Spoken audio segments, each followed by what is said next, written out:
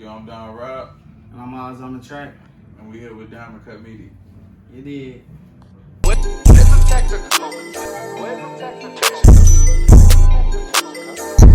What's good, everybody? It's Tee Becoate, KUT Media, and I'm here with two of Chicago's best producers. I'm here with Donn Robb. What's good, my guy? How you? I'm here with Ozonthetrack. You did. What's good? Y'all might have heard their tags. If you listen to Chicago rappers, y'all definitely heard their tags. So, I'm gonna get into it while y'all both up here. Like, y'all from the Shad. Talk about it. From the Shad. That's one of the greatest cities in the world. I ain't just saying that because I'm from there, but it is. Food, the scenery, the weather, Music. It's not, the music is nothing better than Chicago, I feel like. And what part of Chicago are y'all from? I'm from the west side of Chicago, 290. South side. Okay, South side. And how did y'all meet? I met, crazy story. My sister and him were like super close. Him and my sister were around the same age, and I had got into making music, and I had a song that had started popping in the city with this girl named Raven Lynette. And my sister was like, man, you should link up with my homie Donn Robb, he do all the Baby and Herb shit. I'm like, yeah, for sure, but everybody be saying they do something or this and that, and I'm like, alright, cool, I'll meet them or whatever. So, I was probably like 17. I met Donn Robb, and Donn Robb told me the same thing my sister told me, like, yeah, I'll link you with Baby and Herb. And like, literally, like, a week later, I was kicking it with Baby, and then we pulled up to DJ L crib, and I met Herb then. And shit, we just been working ever since. He was like a man of his word, so I really appreciated that. Me and him just became like, we got like a brother type vibe. We both got 10 tatted on our face, so. Okay, cool. And then before we get even deeper into the music, we always hear about the negative things that go on in Chicago. Yeah. But I have homies that I went to school with that's from Chicago, and they say it's not really that. It's not as bad. So what was some fun experiences for y'all? The funnest experience I say growing up was playing like Pop Warner football, going to the pool. We was doing normal shit, bro. Like, we grew up normal. It was violence and shit, but it's not like where like you go outside and you finna just get your ass blown down. So the news cabin. Yeah, no. It isn't, but it is. Cause they just like they show the dark side of it, and then it's like it's really. I feel like every city has their dark side. I think ours is just more. It's more known and showed because of the music that came from it with the violence. So I think that's all it is. And when did y'all get into producing? I started. He started a long time ago. But no, I was probably about 15 years ago. Okay. And I started doing a lot of work with a lot of local guys that are big guys now. I'm part of the Kanye camp, the Good Music camp, and I stumbled upon Vivian, and I just just a few other producers I work with, we kind of created drill. It became like a nationwide to internationally known type of style. Definitely international. Yeah, me, I started taking it serious like right after high school. I'm only 26. I got out of high school in 2014. So like 2015, I really started taking music serious and like producing and like linking and networking and shit like that. Like 2015. So you were producing a little bit before him, and you said it. You got your hands on the drill scene early. Now drill took over like the whole world pretty much. Yeah. So what was like some of the first artists that you were working with that was making that drill scene? I had worked with King Louis, who was like they considered the Godfather, founder of the King of Drill, and then I worked with Bibby G, Herbo, obviously that vibe, DY, and a few other guys. I was with LEP. They formed drill. They did a lot of things. And I was just I was in the Chicago scene. Right. And then what were those times like? Because like obviously I know the city had to be lit. It's a new music scene. Like they're obviously talking about what's going on in the community. So like what was it like just being around all those artists at that time? It was real. It wasn't really much going on, and then it just sparked this whole energy of everybody had pride in what they did, whether it be a negative or a positive thing. Everybody was just doing their thing. So it got national recognition, and then it got nationwide, and here we are today. And I want to ask you, do you feel like the drill music had a negative effect in terms of do you feel like it got more violent because of drill, or was it already happening? It was, I can't speak for other cities, but I think for Chicago in specific, it was already going on, and just drill was just a way to just shedding the light on it, Yeah, like shedding light on putting it. the spotlight on like the violent shit that be going on. it was a but- little bit more authentic. Yeah. Right. And you came in, you said at 2015, so that's like 2 years after drill. Yeah. When drill popped up, 2012, 2013. Yeah. So about 2 to 3 years after. So when you got on the wave, like who were some of the artists you were working with? The first artist I worked with was Herb. So, but he wasn't too much like focusing on like the drill shit no more. I caught Herb on Ball Like I'm Kobe. Okay. So like the vibe was like totally different. He And caught Big- him. He yeah. caught him in the Pain music era. Right. Yeah, and like I was working with Bibby on Free Crack 3, so it wasn't really too much like heavy shit on drill when I like started working with artists. It was like they was like kind of branching off from it, like doing Right. like figuring out their real sound as artists and shit.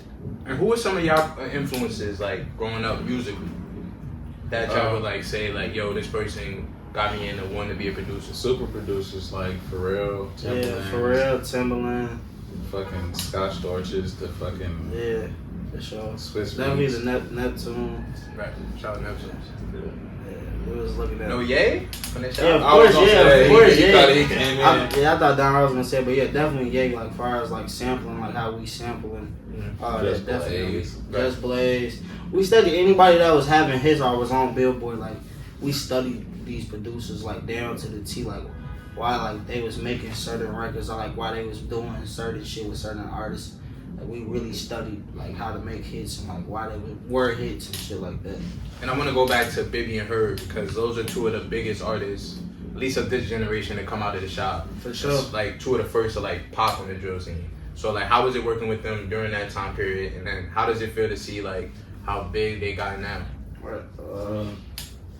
Yeah, during that time period, it was like I met them when they were quite young, and then Oz met them when they were like.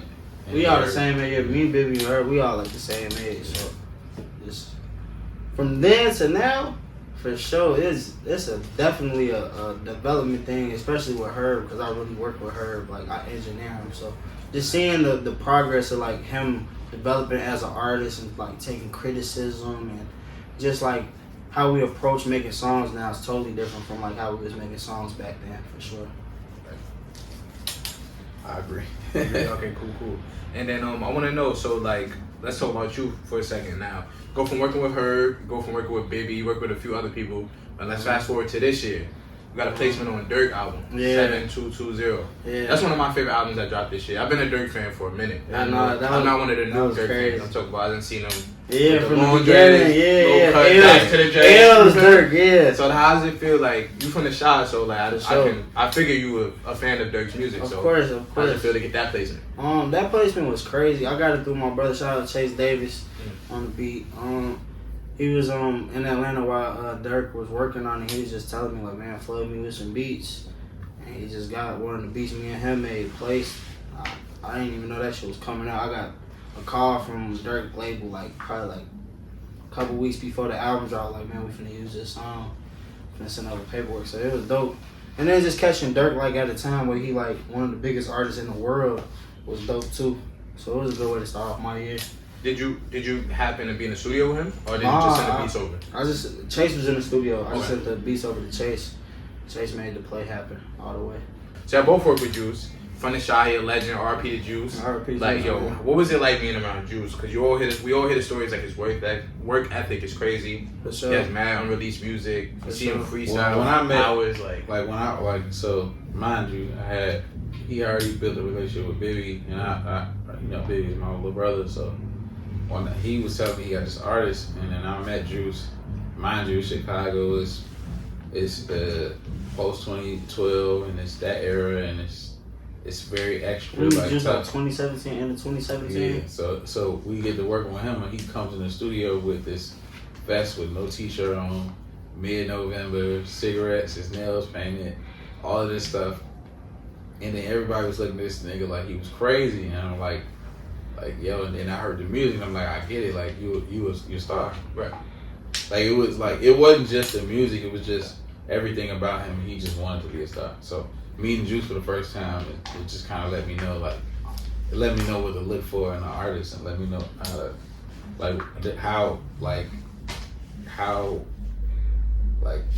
in on the music and the creativeness of being an artist. How are they married to it? How invested are they into it? So he was really invested. Nice. Is your story the same with Juice? No, I met Juice. I met Juice a little bit after him. G Money actually brought Juice to a Zona Man session. I used to work with Zona heavy. Zona, shout out Zona. That's one of like the first people that fucked with me in the city. Yeah, he brought him. He didn't even bring Juice yet. He had just came and played us his music. I'm like, this shit crazy. I'm like, this shit is nuts. I'm like, he from out here. No way in fucking. And he brought him through him. Every other story that you hear about Juice, like he rap over beats like non-stop, like that's really him, bro. There ain't no other different story. Like that was him, bro. He just was unseen, unheard of type situation, gang. Right. So what's I would say, what was your favorite Juice WRLD moment? Damn. I posted it when he was in LA and I saw that shit on Billboard. Yeah, that was crazy. Saw that on your IG today. Yeah. Saw that. I was like, that shit was a moment. Yeah, that shit was crazy. We was like, damn, we just saw him go for like 3,000 followers to being like Juice WRLD, like in front of us, like that fast. It wasn't fast, but it was like, nah, this shit crazy. It Like happened way faster. Faster than what we thought, for sure. Do you feel like working with him after working with artists like Baby, Zona Man, Herbo? Do y'all feel like he like helped y'all grow as producers? Sure. For sure, cause it made me want everybody else to work like that. Never experienced an artist that was like that dedicated, was committed to the art of it. So he did his thing. Okay, cool. And then going back to you, Donn Robb, you got some tracks with Laroi. Now, Laroi super popping. I like a few of his tracks, especially that song he got with 5 Year Foreign. That song was tough. So like, how'd you meet him? I know he's managed by Bibby, right? Yeah. Okay, so how'd you meet him? We had been. It's funny. We were just talking about him, and then we went to go pick him up from Australia, and then after that, it was like Juice was the hottest artist in the world, and he came out there and made a record with him. Gold. It was we released on the album. Then Juice had passed right before that, so that was that was one of the records that we fucked with the most. He came out with, but he came out to LA, and I was basically like everything. I was just drive. I was whatever. Right. Just because the energy was strong. Like we locked in very early on, and we just understood that this was bigger than what we were trying to do. It was way bigger than that. Right. And when I look at Laroi, I think he has like some similarities to Juice in terms of like one day potentially being like an international star. Because he's from Australia. He's definitely an international star. He won the awards in Australia, then he won awards in Asia, then he won awards here. Like, he definitely a pivotal part of me getting into pop culture. Right, for sure. Now I'm gonna come back to you. So, you got placements this year also on Herbo's Survivor's Remorse. Yeah. And I feel like a lot of people are not talking about that album enough. That's a great body of work. They should be, though. It's one of the hardest bodies to work out, for sure. So not just saying that because Herb my man, and I worked on it, but definitely overall album is just fire. That's fast. So Herb, he's kind of shifting what he's talking about. He's talking a lot about like post-traumatic stress disorder, like stuff that we see growing up in the hood. So like, you're his engineer, so you with him, you like really seeing his music. What was his mindset like on this project? This project was just it was definitely just showcasing like how far we've came and like where we're about to go and like where we're at right now. So it definitely shows through the project. That was the mindset like they was telling us from the jump, like like we thinking of like the bigger picture right now, like we need these certain records and woo. Like it was definitely like more so showing everybody like it's like almost like a reintroduction, I feel like, of like who Herb is. Okay. Everything was a little bit more intentional. Yeah, right. Way more intentional for sure. Okay, cool. And I gotta ask y'all 2 producers from the shop. Y'all been around the drill pretty much since it started. How do y'all feel about the different pockets of the world using drill? Y'all in New York right now. I think it's fire. How do y'all feel about like New York drill, UK? I think it's fire that they take our culture and made it into their own, or however they formatted the art. I think it's dope. I think it's super dope. It's the most genuine part of it is hip hop. You can take one part of it and it's not really exclusive to one generation or geographical background. It's just if it sounds good and feel good and that's what you want to do, I think it's fire. Okay, dope. And I gotta ask y'all too. Y'all work with a ton of artists. Y'all both got plaques. Y'all, multi-platinum. Sure. Who would y'all say y'all favorite, or if y'all can give me y'all top 3 favorite artists to work with? Okay, my top 3. Definitely saying Herb. My top 3. Damn, I done worked with so many people fall through our studio in Chicago, like when they in town. Thug, I say Herb, Thug, and damn, I'll say Donn Robb. Donn Robb, like one of my favorite people to work with, like making demos and shit. Okay. He just sounds like so many different people when we do like make demos. So that should always be fun. Die line. Nah. My top 3 is Juice, Laroi, and somebody that I really like fucked with, like working with was Thug. I'm happy you just said Thug, because you said Thug too, so I gotta ask. Thug is also a legendary artist from like my generation, our generation. The first session I ever did with him, bro, blew my fucking mind. I was just like, this is no way. Yeah. I was just like, for one, they came into the session with like fresh off the show. And came into the session with like $800 worth of snacks. Like, what the fuck is going on for one? And then, bro, like he like pull up some beats. I just start playing some beats. Like the first 2 beats I play, he like, come on, pull it up. Then like he like, don't play this shit for nobody until I'm all the way done. I'm like, damn. You see him how he record and shit. I'm like, this shit's nuts. And he was making that shit. That Durk picture, fast. him and Thug, that's literally how he is. It's like he'll be right over you. Yeah, like he literally jumped in. He was like, "Oh no, I'm gonna move it right here, gang." Like just cause his brain thinks so fast, he's just like, "Oh, I'm gonna just move it right quick." So Thug know how to do all that technical shit. shit. Yeah, he know how to engineer his stuff if he needed to. He insert himself in those pockets, but he know what he want to sound like. For sure. Okay, cool. And I'm gonna put y'all on the spot again. We just did y'all top 3 favorite artists to work with. Out of all the bangers y'all produced, can I get the top 3 to 5 favorite songs that y'all made? On top. All right, I'm gonna go Hood Cycle. Oh, that's my shit. I'm gonna go No Guts, No Glory. I'm gonna go Ray Lene Greetings. Damn, there's some shit that ain't out that I really fuck with. It's like some shit that still ain't came out that I don't fuck with. Man. It is on my jeans. There's some Juice WRLD songs that's on my jeans that was crazy. That I wish wouldn't have kept, like got leaked. Damn, I don't know. That's a hard question. Damn. Top 3. Yeah, we can leave it at 3. Yeah. So you got Hood Cycle. Yeah, No Guts, No Glory. I'm gonna go Ray Lene Greetings. Okay. I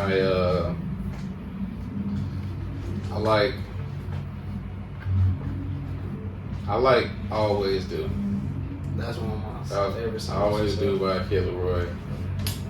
Fucking Juice WRLD, Molly and Mike. Okay. Molly and Mike fire. I love Molly and Mike. And then the third one, I would say my top all favorite is That's P. That's P. Oh fuck. Okay. I feel you. But I gotta ask y'all, like, as producers, like, is winning a Grammy or like getting, like, being being placed on Billboard, is that like goals for y'all when y'all like make beats or like make a track? No, I'll say like a Grammy is a goal, but when I make beats, I'm looking to make like changing the sound of music. I'm trying to figure out what's the next big shit for the beat. That's how I feel like it's more of an agenda type of thing. It's not a goal. It's like something that we gotta check off the list. Yeah, but it'll never be the goal when I'm making beats. Like, I'll be making beats, I'll be trying to figure out like some new shit, like some unorthodox shit or some shit. Like, that's how I be thinking when I be making beats. Okay, dope. And then, last question to wrap it up. Y'all talked about, like, you talked about how you didn't even know your beat got picked to be on Durk's tape. And I know a lot of producers say that, like, what's the feeling of like you sending out beats, you know this artist got this song, but you don't know it's gonna make the tape? Like, what's those hours like? When do they let y'all know? I heard they don't let y'all know until like the day before the album. Yeah, like weeks before the album, like a week or two before the album. Bro, you know what? I don't even be sending beats. I'm more because I engineer, so I rarely send beats. It would have to be like a instance like Donn Robb or like somebody like Chase calling me like send beats. I'm in here with woo. Like it has to be like one of my real homies in the industry like to get me to send beats. Because if anything, I'll just wait till I see an artist, bro. Because I engineer. I'd rather just like control the song and shit like that. Like at least know like what the song sound like. In some cases, when you send beats, you don't know what the song sound like. You don't know what the hell is going on. It's just you just be like lost until they can send paperwork.